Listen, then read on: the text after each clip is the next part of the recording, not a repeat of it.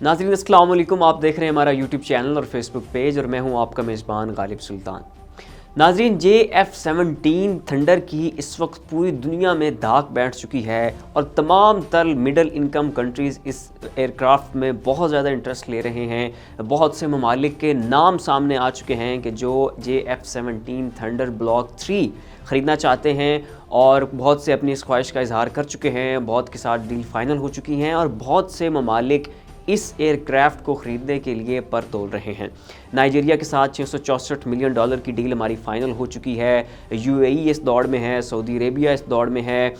Iraq को अगर आप देख लें, अज़रबैजान, मलेशिया, तो ये 6 ममालिक तो वो ममालिक हैं कि जिन्होंने JF-17 ख़रीदने की ख्वाहिश का इजहार किया है। और नाज़रीन मज़े की बात यह है कि जब ये 6 ममालिक हमसे JF-17 ख़रीदने जा रहे हैं तो ये सिर्फ़ और सिर्फ 6 ममालिक नहीं हैं बल्कि ये 6 रीजन्स हैं। तो जब ये ममालिक हमसे JF-17 ख़रीदेंगे तो सिर्फ यही नहीं ख़रीदेंगे बल्कि इनके नेबरिंग कंट्रीज़ भी ख़रीदेंगे। फ़र्ज़ करें अगर अर्जेंटीना ही ख़रीदता है तो उसके नेबरिंग में ब्राज़ील है, बोलीविया है, वेनेज़ुएला है, तो लेटिन अमेरिका में हमारा ये एयरक्राफ्ट अगर जाता है तो वहाँ मौजूद सारे ममालिक फिर इस एयरक्राफ्ट को ख़रीदने की जानिब ज़रूर बढ़ेंगे। अब नाज़रीन यहाँ सवाल ये पैदा होता है कि आखिर ऐसी वो कौन सी वजह है कि जिसकी वजह से ये मिडल इनकम कंट्रीज़ या जो तरक्की पजीर ममालिक हैं ये सब के सब JF-17 थंडर की जानिब बढ़ रहे हैं। तो नाज़रीन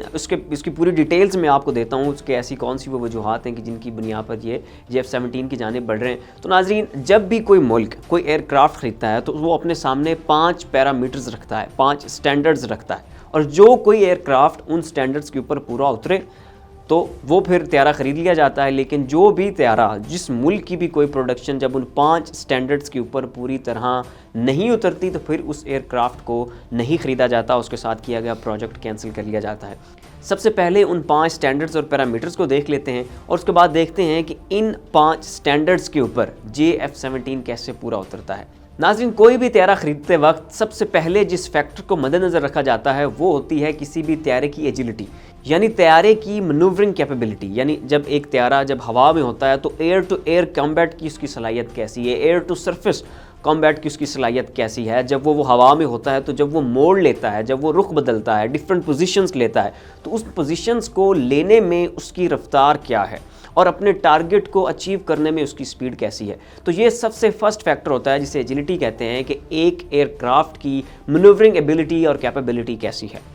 नाज़रीन किसी भी त्यारे को ख़रीदते वक्त जो सबसे दूसरा अहम फैक्टर है वो होता है उसका सब सिस्टम। तो नाज़रीन जब ये जो सब सिस्टम होता है एयरक्राफ्ट का, ये भी कार के ऑटो और मैनुअल होने की तरह होता है। आपको पता है जब हम ऑटो कार चलाते हैं तो उसके जो गियर होते हैं और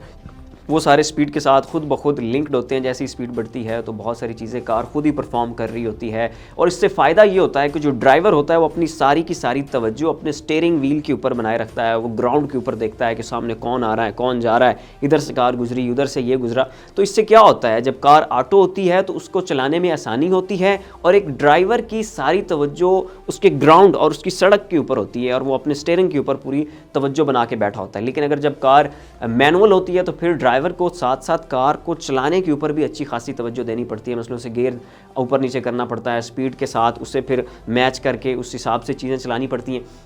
तो इसमें फिर क्या होता है कि ड्राइवर की अच्छी खासी तवज्जो ग्राउंड और सड़क को देखने की बजाय वो गियर को ऊपर नीचे करने के ऊपर लग जाती है। तो जो एयरक्राफ्ट का सिस्टम है वो भी कुछ इसी तरह का होता है। कुछ थोड़े मैनुअल होते हैं, कुछ ऑटो होते हैं, कुछ सेमी ऑटो होते हैं। तो जो एयरक्राफ्ट सेमी ऑटो होते हैं वो आजकल प्रेफर किए जा रहे हैं कि जिसके सब सिस्टम्स इंटरलिंक्ड हो, जो कमांड रूम से इंस्ट्रक्शंस आ रही हों उन्हें वो खुद ही डिटेक्ट करें, उन्हें खुद ही रिसीव करें, खुद ही उन्हें अपने हिसाब से थोड़ा बहुत इम्प्लीमेंट करें। जिससे फ़ायदा ये होता है कि जो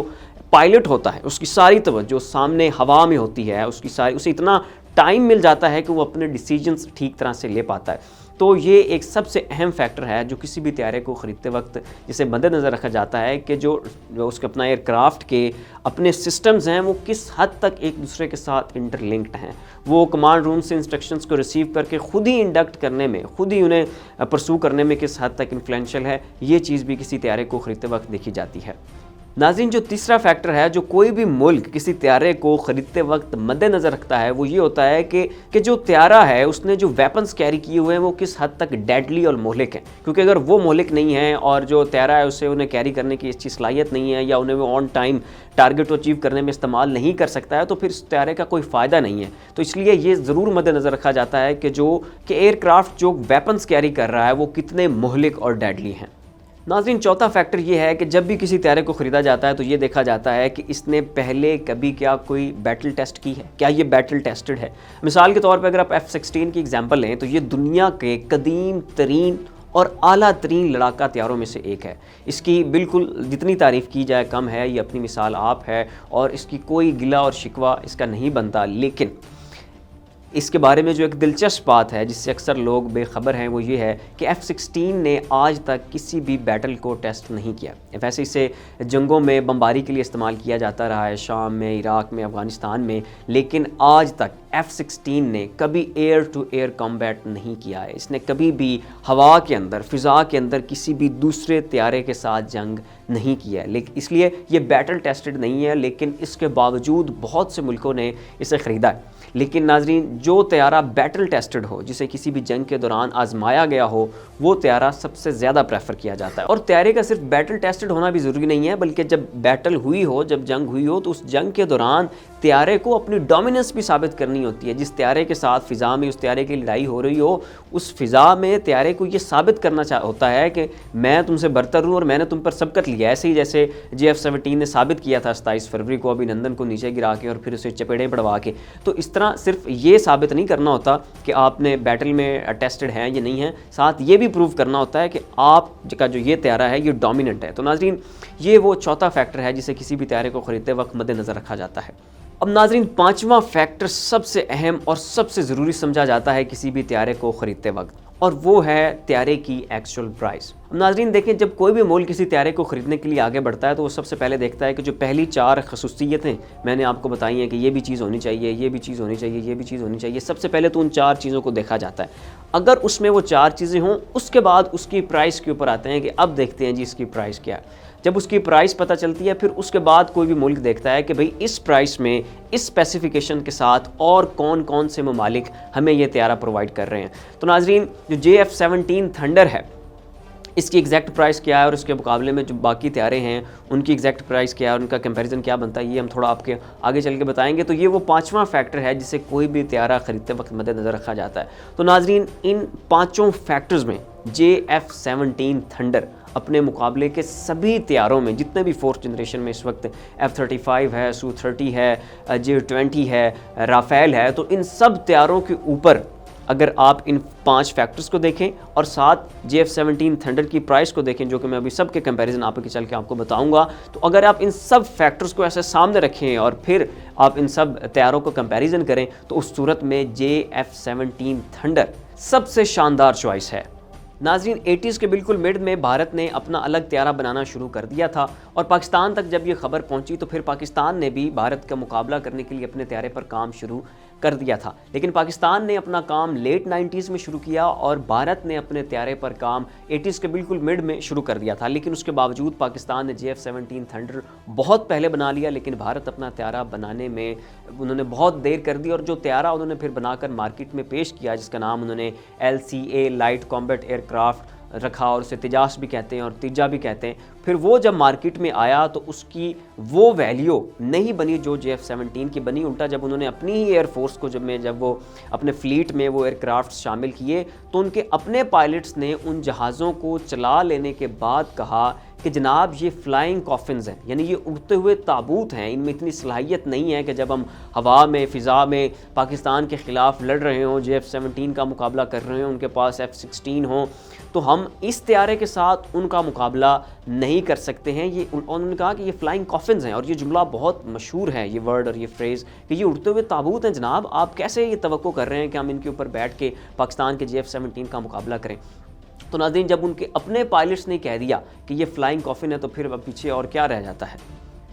और नाज़रीन, यही वो वजह है कि जिसकी बुनियाद पर अब भारत को फिर فرانس کا رخ کرنا پڑا اور وہاں سے انہوں نے رافیل طیارہ خریدا، اور جو کہ انہیں بہت زیادہ مہنگا پڑا ہے۔ وہاں سے انہوں نے 36 طیارے خریدے ہیں جو ان کے فلیٹ میں شامل ہو چکے ہیں، لیکن پاکستان اس معاملے میں خود کفیل ہو چکا ہے۔ پاکستان ہر سال 25 نئے طیارے بناتا ہے جو اپنے فلیٹ میں شامل کر لیتا ہے، اور پاکستان اس کے طیارے خریدنے کے اوپر بہت بڑی رقم صرف نہیں کرتا۔ پاکستان یہ طیارہ $55 ملین کا بیچتا ہے، لیکن خود پاکستان کو یہ بہت سستا پڑتا ہے کیونکہ یہ پاکستان کی اپنی پروڈکشن ہے، تو پاکستان کی اس کے اوپر بہت کم پاکستان کا اس کے اوپر سرمایہ ضائع ہوتا ہے، اور اس لیے ہر سال 25 نئے طیارے پاکستان کی ایئر فورس میں شامل کر دیے جاتے ہیں۔ لیکن بھارت اپنا تجاز کے اوپر اتنی بڑی انویسٹمنٹ ضائع کرنے کے باوجود، اس کے اوپر اتنے سالوں ورک کرنے کے باوجود اسے اس لائن میں نہیں کھڑا کر پایا ہے جس لائن میں ہم نے JF-17 تھنڈر کو کھڑا کر دیا ہے۔ اور JF-17 تھنڈر صرف ہماری فضائیہ میں شامل نہیں ہوا ہے، بلکہ یہ ہمارے پاس ایک ایسا ٹول بن چکا ہے کہ جس کے بلبوتے کے اوپر ہم اپنی اکانومی کو بھی سہارا دے رہے ہیں۔ یہ 6 ممالک تو ایسے ہیں جنہوں نے باقاعدہ اور اعلان کہہ دیا ہے کہ ہم JF-17 خرید رہے ہیں، اور ایک نے تو باقاعدہ ہمارے ساتھ $664 ملین کی ڈیل کر لیا، جو کہ پاکستانی 113 ارب روپے بنتے ہیں۔ تو ناظرین، بھارت اور پاکستان کے اگر آپ اس وقت مجموعی ایئر کرافٹس کی بات کریں تو بھارت کے پاس اس وقت 1700 ایئر کرافٹس ہیں، اگلے پچھلے پرانے نئے، رافیل، MiG-21، سو-30، یہ سب ملا کے بھارت کے پاس اس وقت 1700 ایئر کرافٹ موجود ہیں۔ لیکن ان کے مقابلے میں اگر آپ پاکستان کی طرف آتے ہیں تو پاکستان کے پاس صرف اور صرف 600 ایئر کرافٹس ہیں، لیکن اس کے باوجود 27 فروری کو جب ابھینندن صاحب آتے ہیں تو پھر انہیں چپیڑے بھی بڑھتے ہیں، ان کا سو-30 بھی گرتا ہے، ان کا MiG-21 بھی گرتا ہے۔ تو ناظرین، یہاں پہ پاکستانی فضائیہ کی طرف سے بھی یہ اکثر جملہ بولا جاتا ہے، اور خدا سے ڈرتے ہوئے اور خدا کے اوپر اعتماد کے بعد ہم یہ جملہ دہراتے ہیں کہ اس سے یہ بات میٹر نہیں کرتی